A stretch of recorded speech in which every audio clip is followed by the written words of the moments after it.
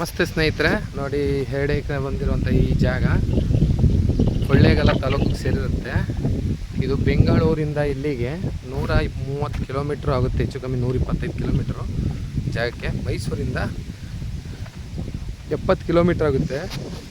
ನೋಡಿ, ಈ ಕಟ್ಟೆಯಿಂದ ಜಾಗ, ಹಿಂದೆ ಕಾವೇರಿ ರಿವರ್ ಇದೆ, ಮುಂದೆ ರೋಡು, ಈ ಕಡೆ ಕೆನಲ್ಲು ಇದೆ. ಒಳ್ಳೆ ತುಂಬ ಬ್ಯೂಟಿಫುಲ್ ಪ್ಲೇಸ್ ಇದು.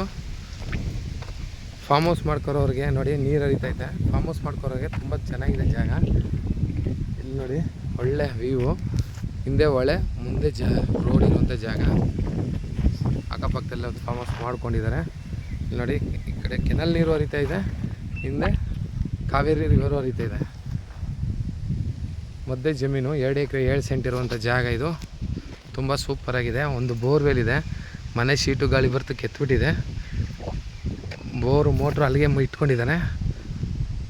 ಭತ್ತ ಹಾಕಿದ್ರು ಅದಕ್ಕೆ ಮೊದಲು, ಈ ಸರಿ ನೀರು ಬಂದು ಏನೂ ಹಾಕಿಲ್ಲ. ತುಂಬ ಚೆನ್ನಾಗಿದೆ. ಅಲ್ಲೆಲ್ಲ ಮನೆ ಮಾಡಿ ಅಕ್ಕಪಕ್ಕ ಮನೆ ಇದೆ.